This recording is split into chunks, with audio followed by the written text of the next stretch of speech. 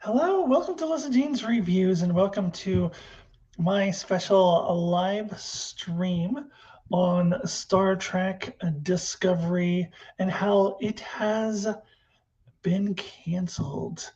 So, thank you so much for joining me. Oh, hold on a second. I'm realizing I have the wrong speakers set up or the wrong microphone. Hopefully, that sounds a little better.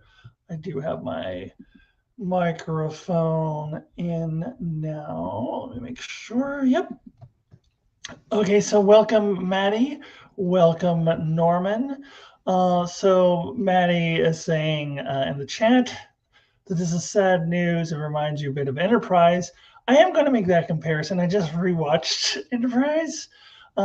So I'm going to make that comparison later in this video. But in this live stream, I should say. Yeah, disco ball earrings to celebrate disco. Get it? Anyways, but Star Trek Discovery has been canceled. Hello, Star Trek Discovery. I've been canceled. Okay, so that's a joke only my brother and I will get. My brother Mark. But I can't keep thinking that over and over again. It comes from a commercial from our childhood, a local commercial in the Washington, D.C., Baltimore area. So, like, we used to watch wrestling when we were kids, like Saturday afternoons. And, like, during wrestling and Saturday afternoons, they would show this local commercial, like, over and over again every week, at every commercial break, like for years. And it was, it looked like it was made with a home video camera. It had a really bad actor in it. And it was about Cat's Insurance, which was a local like insurance company that like would take anybody, even if you had like 5 accidents, but like they would charge you a gazillion dollars for it.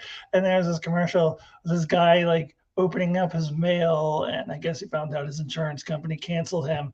And then he picks up the phone without dialing. He goes, "Hello, Cat's Insurance. I've been canceled." So now every time something gets canceled, I always have that in my head over and over again. Only Mark would get that joke. Mark probably remembers that. "Hello, Star Trek Discovery, I've been canceled." So I just had to get that out of my system and explain to you why that is in my head. Anyways, let's get into it. I'll jump into the chat again real quick. At least it happened now and not after it aired, saying there's no more. Yeah, I'll get to that. I do want to talk about that comparison to Enterprise. Or give it a, before filming that we get another Riker. See, Riker couldn't do that this time because now Discovery is far in the future, so they wouldn't be able to do that. but yeah. So I'm gonna talk about this on 2 angles. Yeah, Mark says I was thinking of the same joke. I knew you would because I can't get that out of my head. Anytime I hear anything is canceled, "Hello, Cat's Insurance, I've been canceled." So, and he would make fun of him because he would just pick up the phone without dialing. Like we used to joke that he heard the number you have called is not available because he didn't dial. Anyways, I'm digressing. So, so I wanted to tackle this on 2 different angles. I want to talk about the why of it, why it's been canceled, and then I want to talk a little bit about my feelings on it, Discovery's legacy, and then just kind of how I hope they were able to wrap it up and those sorts of things. So, and Mark or Maddie or Norman, if you can correct me if I don't have all the information, but I haven't heard specifically the why of it. I've just heard the speculation. I don't know if it's been confirmed, but the scuttle is that it was a financial decision. It's because Star Trek costs a lot of money to make. So if that is the case, then my question was, well, what about the other new Star Trek shows they were going to make? And so my assumption is that they would still make those, but they can only have 4 or 5 shows on at a time, probably, to save money. Like they don't want to have even more shows on. Picard is already going off the air. We already know that. The season 3 was always going to be the last season. So maybe they're figuring, well, we want to do 1 or 2 more shows we got to take another one away first. So, um, I think that it is. I think that's probably what the rationale is, that they want to not have too many shows on once because that would be too expensive. So we could still probably get one or two more shows now that Picard and Discovery are gone, but they didn't want to add another one while Discovery was still on. Mark says, reading the news, I wasn't sure if it was canceled and decided to end it. I no, it was definitely a Paramount Plus decision. The word canceled wasn't really used often, but it was made clear that it was Paramount Plus's decision, not the showrunners. So it's a cancellation by all definitions. Mark says, I heard that 5 shows was the max. So that could be the case. Maybe they're preparing to introduce 2 more shows, and they wanted to get Discovery off the air before they did that. Now, I don't want to get too sidetracked by speculation on what those shows could be. There's the Section 31 show is apparently still hanging out there. I know how you all in the chat feel the same way I do. We don't need that show. And honestly, I don't know how they would ever do it because Michelle Yeoh is the busiest woman in Hollywood. I don't know how she would ever have time to do this show. So I'm still hopeful that that's not one of the shows. There's the Starfleet Academy show, which I would be more into if it was in the 32nd century with Tilly. I would actually be up for that show, because then you're looking at a rebuilding of the Starfleet Academy. I could get down with that, or at least I'd be more excited about that than I was thinking that it was just going to be Starfleet Academy set in Next Generation times or something like that. But there's also been all these like hints about, oh, maybe this isn't the last hurrah for the Next Generation. Speaking of Picard season 3, maybe there's going to be something else with the Next Generation crew. They can't tease me like that, because after seeing that last episode, what that makes me really want is a Worf show. I want a Worf show so badly, even if it was like a Worf and Raffi buddy cop comedy based off of that one episode. I would be here for that. I mean, I probably would prefer it not be that, but I would love to have a Worf show. But I don't know what the plans are. But clearly they seem to be making room for a couple more shows. See what else you guys are saying in the chat. Maddie says, yeah, I heard it was a budget decision. They're not going to get rid of Stranger New Worlds. It's the hot new show. Picard. Oh, I lost it. And Picard was ending anyway, so Disco gets the bullet. Yeah, which makes sense. It has been on the longest. I would imagine that the next one to go would be Lower Decks. But hopefully they give that at least 5 seasons. Hopefully they don't cancel it after 4. We already know it's definitely got 4, but I hope the Lower Decks gets at least 5. If Discovery got 5, Lower Decks should also get at least that much. So we'll see what they did. And Mark says, I heard that Kurtzman said the Starfleet Academy show will be in the 32nd century, and it's definitely coming. Yeah, that's the last that I heard as well. And I'm more interested in that concept than I would have been in a Starfleet Academy in like the 24th or 25th century. Still wouldn't be my top choice of shows, but I'm more into that than I would have been. Maddie says, I think they're going to do a Captain 7 show. I think that would be cool. I would be down for that too. But now I want the Worf show. So he was so good. Okay, so let's kind of talk about the legacy of Discovery. Discovery, it's a show that a lot of people have been really vocally negative about. I feel that I am, generally speaking, more positive on it than the average person, or at least the average person on YouTube or anyone else that I talk to, any of you guys in the chat. I feel like I'm a little bit more positive on it. But real quick, got to take a pause to say hello to Fangirling and Loving It. Thank you for coming again to my chats. That is so awesome. I didn't even think you were necessarily into Star Trek, but thank you for stopping in and dipping in and out. But hi to Alyssa and everyone. Hello, Fangirling and Loving It. So where was I? So yeah, I'm more positive on it, I think, than a lot of people are. But I also recognize it as been being very much an up and down show with its high points and its low points. No singular season has been very smooth. I don't think that it has had a season of greatness like a Next Generation season 3 or 6, like a Voyager season 4, like an Enterprise season 3, like a Deep Space Nine season 6. It hasn't had a season like that. Even its best season, season 4, had its issues, mainly that it was too long and had too much filler, and it should have been greatly condensed. Um, though I still think it is the best season of Discovery. It's not a great season, and Discovery hasn't had a truly great season. It's been very up and down. We all know about a lot of the low points. So there was the Klingon debacle in season 1. We don't need to get too much into that. Uh, um, both seasons 2 and 3 had these mystery box setups where the answer was a little bit disappointing.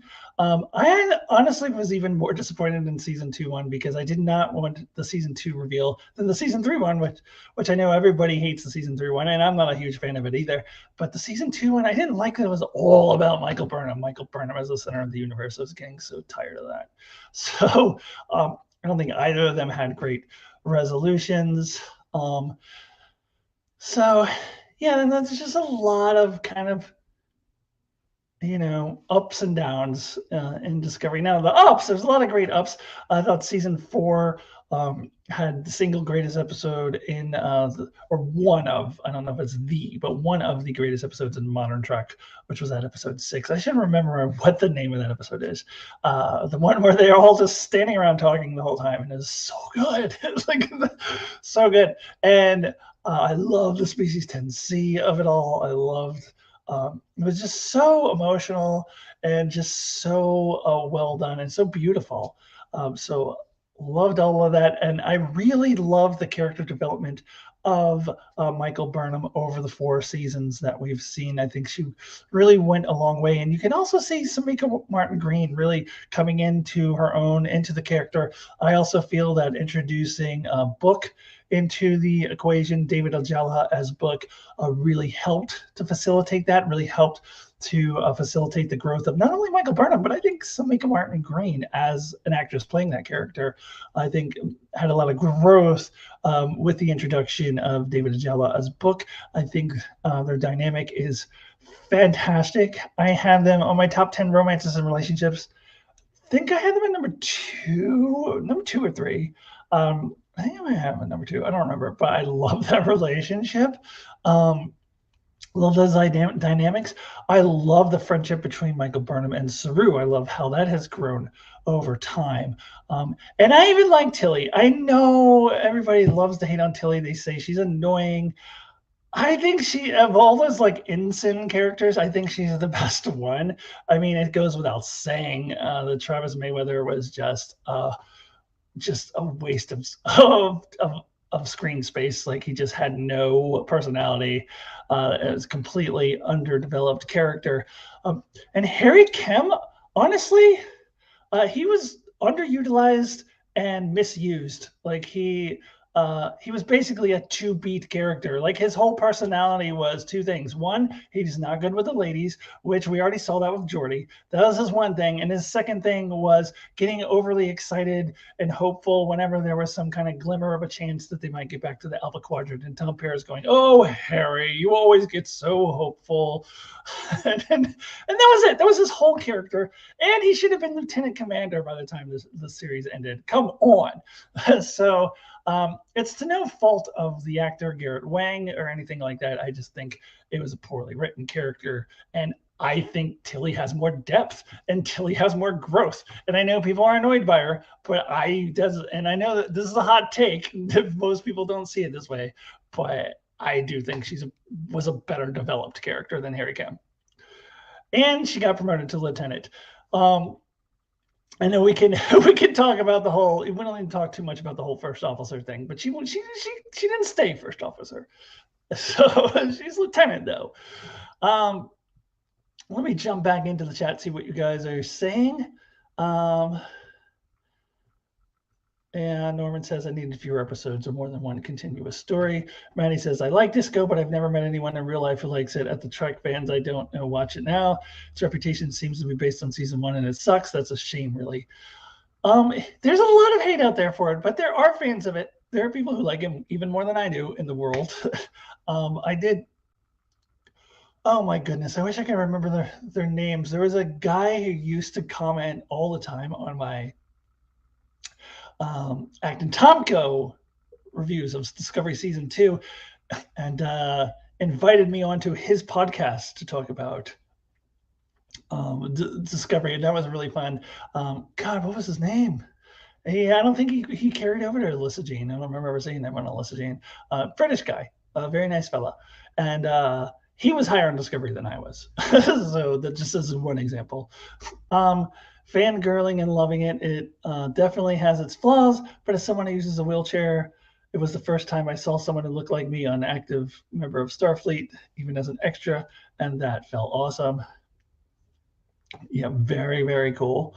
And oh yeah, I gotta mention the trans representation. That's really important.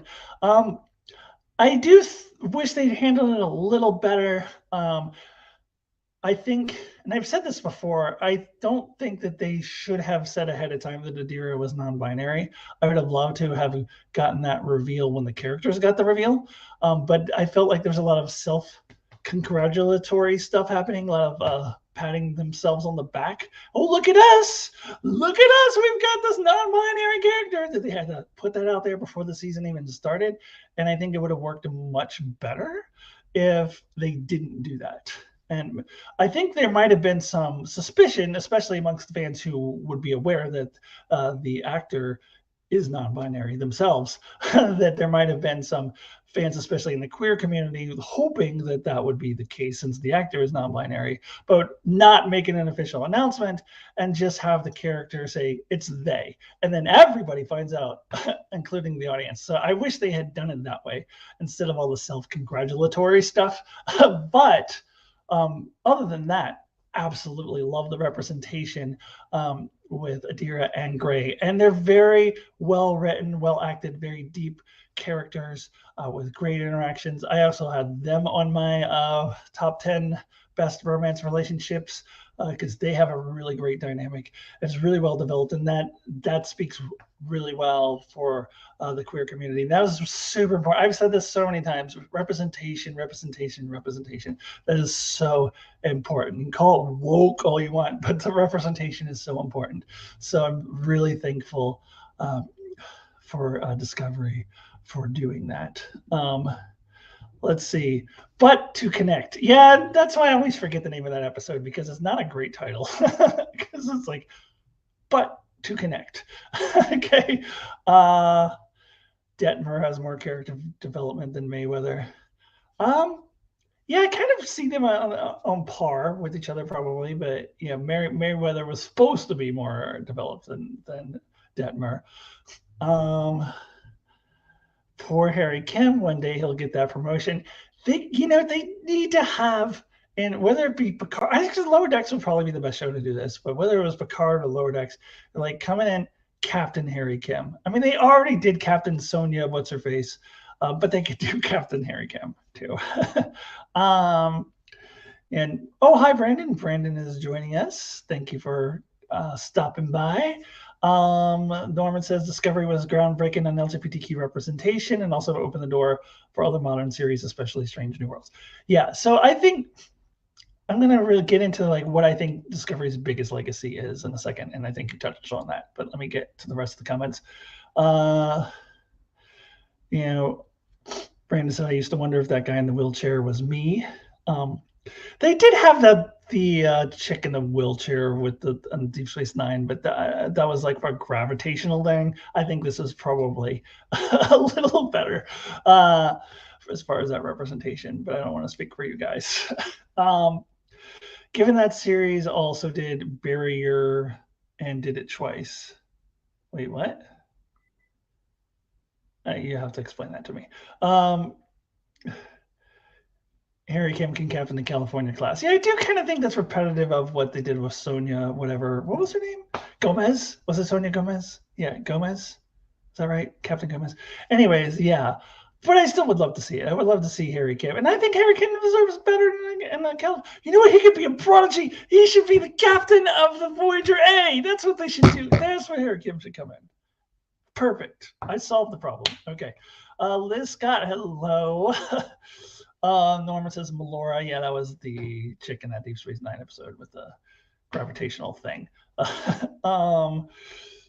Yeah, let's see. Liz says, I'm going to miss Disco. I know there was some very vocal group of detractors, but I thought it got better every season. Me too. So let's get into what I think Discovery's legacy is. I think no matter what you think of it, and this is me admitting that it has been very up and down. It hasn't had a really smooth season all the way through.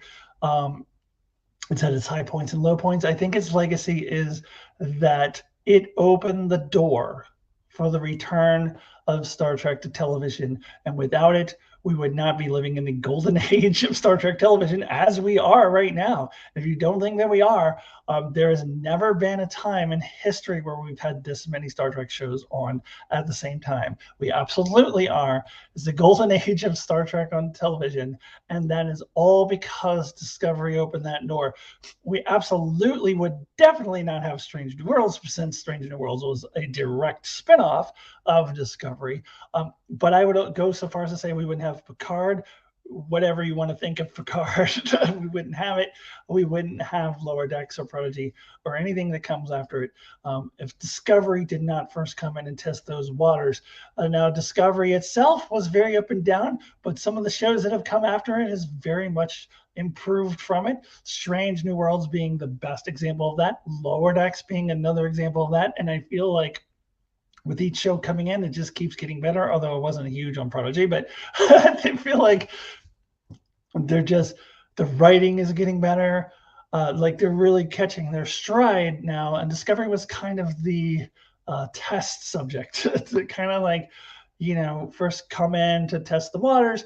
And then, yeah, it's going to be a little rough at first. But other shows have improved upon it. And I am confident that future shows will continue to improve. And future seasons of the current shows, I expect Strange New Worlds and Lower Decks to continue to get better.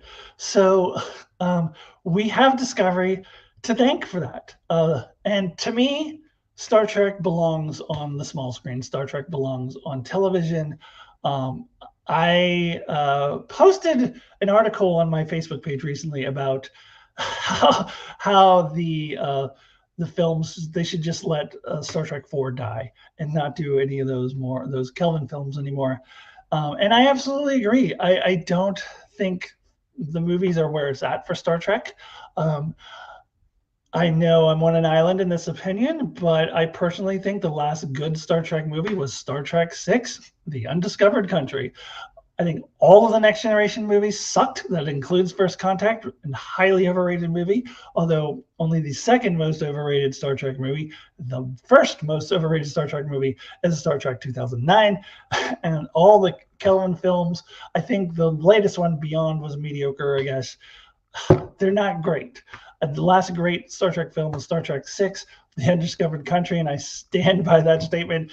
Star Trek belongs on the small screen. That's where it started. That's where it should stay. And we need to really build upon the franchise through the small screen and expand with new shows. And hopefully they are doing that. They're taking Discovery away, but hopefully they'll be adding new ones. So that is where it's at. And this is all thanks to Discovery. Like it, love it, hate it, despise it, however you feel about it. If you like any of the new Trek, if you like Strange New Worlds, if you like Lower Decks, or if you're enjoying Picard Season 3 so far, any of that, you have to thank Discovery because without it, we wouldn't have any of this. So that to me is Discovery's biggest legacy. Let me jump back in, and then I kind of want to talk about what to expect from Season 5 a little bit. So let's see. Brandon says they could cut the. Oh wait, hold on. Let me go back even further up. Norman says bury your queers. Colbert and Gray. Yes, they came back to life, but you know what I mean. Oh, okay, bury them. I see. Yeah, I actually didn't love the bringing back to life of Colbert. I think it was I don't know, but I won't get into that. Um, they could cut the episodes back to 10, and Norman is saying they're already doing that for season 5. And yes, that is absolutely true. Season 5 will be 10 episodes. Um, all TNG movies were bleak, I think. I just thought they were bad movies, honestly. I don't know how bleak they were. They just sucked.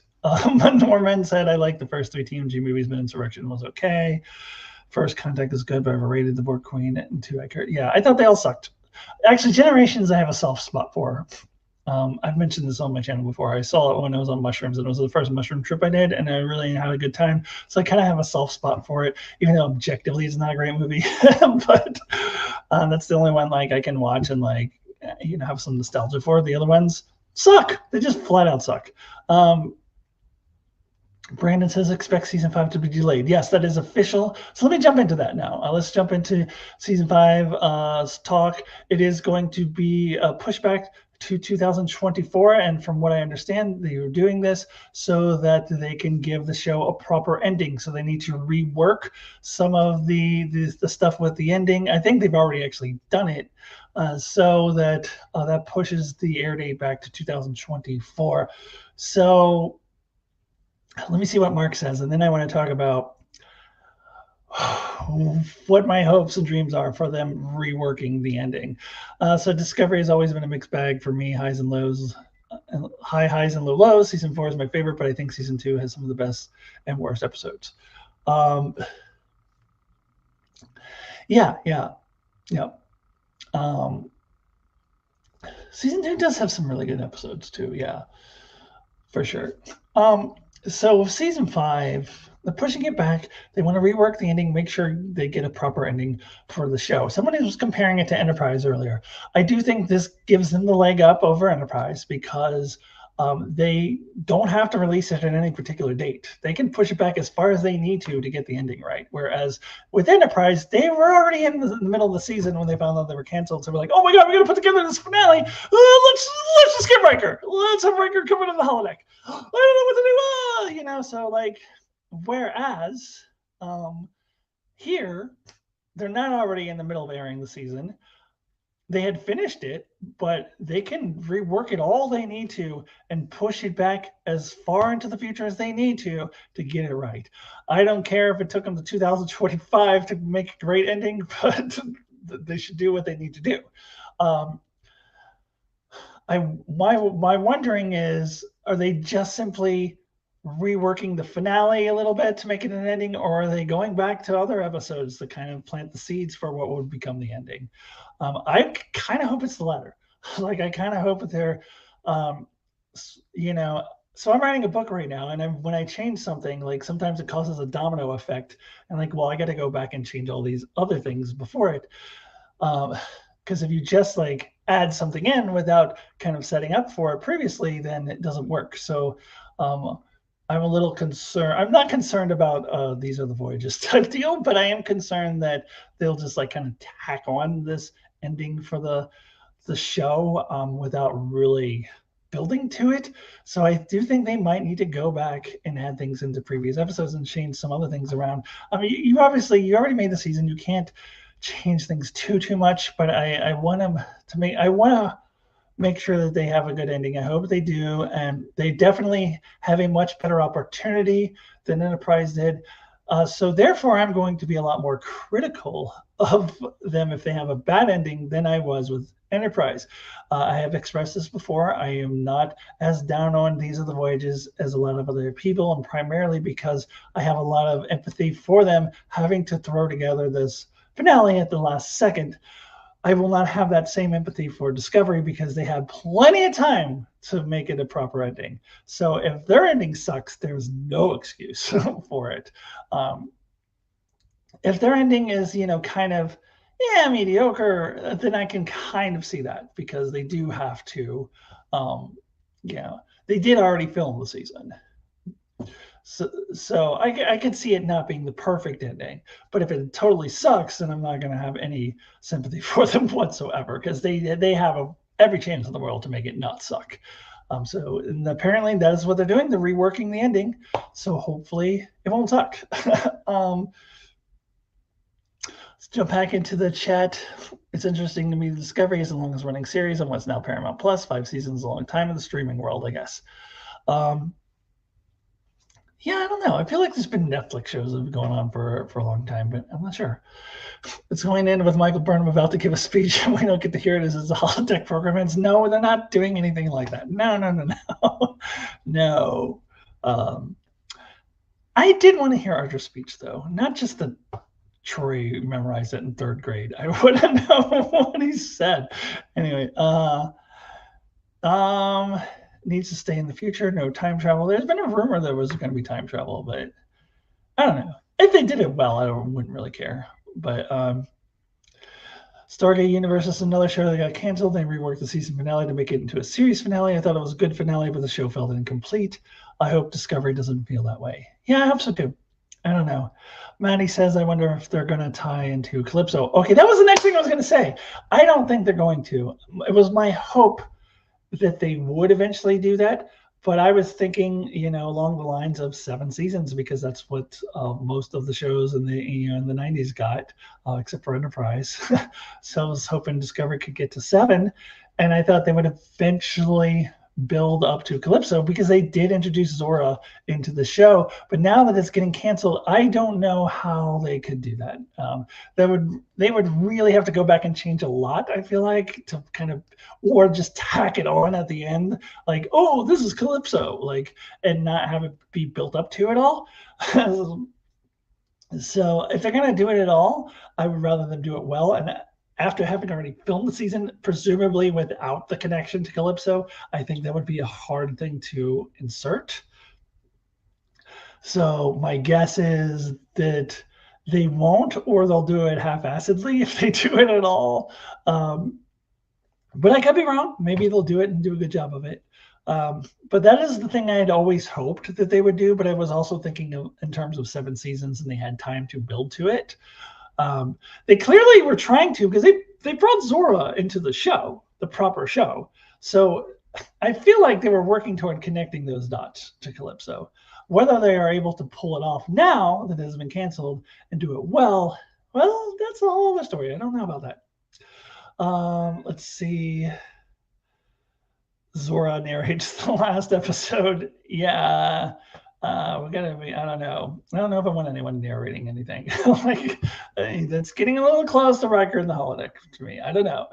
I suppose they could pull it off, but I'm a little iffy on having somebody narrate it. Just have it be a normal episode. You don't have to have anything fancy. Nobody narrating things. Nobody in a holodeck. Just have an episode, and then just wrap up the story. Also, the ship looks different now. They have to return to its 23rd century configuration. Oh, yeah. And Fangirling 11 says, I was actually surprised and disappointed that they're canceling now. I was expecting a couple more seasons at least. Yeah, as I said, I was looking for 7 and getting 5. Mark says, I think it makes sense Discovery is getting canceled because the reception has always been mixed, where people are more overall positives on shows like Lower Decks and Strange New Worlds, so perhaps they'll go longer. Maybe. It depends. If they're keeping in this 4 or 5 show limit, then it depends on how quickly they want to introduce new shows. So to say the limit is 5, Picard and Discovery are going away. They introduce 2 more, let's say the Starfleet Academy show, and then we can hope it's either Captain 709 or a Worf show, and whatever that 5th show is. And they have those 5. Then before they want to introduce another one, they're going to have to knock another one off. So depends on at what point they're ready to fold in another show. So they might, Lower Decks would be the next one, as I said. And so I don't know if any of them will get to 7 seasons because of that. If they want to keep introducing new shows, 5 seasons might be the norm, might be the new norm for Star Trek. Except for Picard, which was planned from the beginning to be a 3-season show. Always going to be. Norman says no body swapping. Yeah, I agree. I've had enough body swapping. All right. I think I said all the things I had come here planning to say. Uh, I wanted to talk about why it was canceled. Let's see, what else? I wanted to talk about season 5. I wanted to compare it to Enterprise. I wanted to talk about the Discovery's legacy. Is there anything else you guys want to touch on before I head on out of here? Um, give you a second. Thank you guys so much for joining me for my impromptu last minute live discussion. I heard the news and I was like, I kind of want to talk about it. I was originally thinking I would just kind of throw it in with my calendar video, and I'm like, no, I actually need a whole video just to talk about this. So I decided to do it as a live stream. Kurtzman is still saying Section 31 show is happening. I know, I'm hearing that too, but I just don't understand. Like, maybe they're going to do it without Michelle Yeoh because she's too busy to do a freaking Star Trek show. She's like doing a gazillion things all the time. But I don't know. Could be wrong. Fangirling and loving it. So glad you did the stream. I needed to talk about it. Yeah, me too. That's exactly. I needed to come on here and I needed to talk about it because that was disappointing news. I'm going to be honest with you. I was disappointed that Discovery is being canceled. I'm not going to lie. I was hoping it would have a little more time to grow and have a chance to have at least one truly great season, which, based on the trailer we got last year, I don't think season 5 is going to be it. I don't think season 5 is going to be a truly great season. So I think Discovery is probably going to end without one of those, Voyager season 4, Enterprise season 3, one of those like great seasons. I don't think they're going to have one because I don't think season 5 is it. So I was kind of hoping they would get a couple more seasons and maybe season 6 could be that season. But it is not to be. But as I said, I am thankful to Discovery for opening the door up to the golden age of Star Trek. Without Discovery, we don't have it. Golden age of Star Trek on television, I should say. Okay. Matty Jester says, well, Discovery, it's been a long road getting from there to here. Yes, Matty, it has. It has been a long road getting from there to here. Speaking of that, good segue. I just put up my video for my 10 least favorite Star Trek Enterprise episodes, which you should check out if you haven't already. And then next Friday, I will be dropping my 20 favorite Enterprise episodes, which I'm going to start working on pretty shortly here so that I can have that up for you by Friday. Let's see. And Mark says, thank you, Maddie. You said it best. I don't know if you're talking about, you're talking about the long road comment. Norman says, no Alexander Sigdig in Section 31 show or Ash. Alexander Sigdig could pop up in Lower Decks, though, because they're, Bradford Boimler is in Section 31. Oh, no. All right, everybody. I will see you all very soon. Thank you so much for joining me in the chat. Mark from Enchantment of Eternity, Brandon Neal Howes, Fangirling and Loving It, Norman Buckwald, and Maddie Jester, and Liz Scott made a little appearance earlier as well. Thank you so much for jumping in. And we'll do it again in a couple weeks. Saturday, March 18th will be my regular monthly live stream where I'll drink some wine and we'll just talk about whatever random topics we feel like talking about. So I will see you all for that. Good night to you as well, Fangirl and Loving It from the United States, although it's really evening for me. And I will see you all really soon.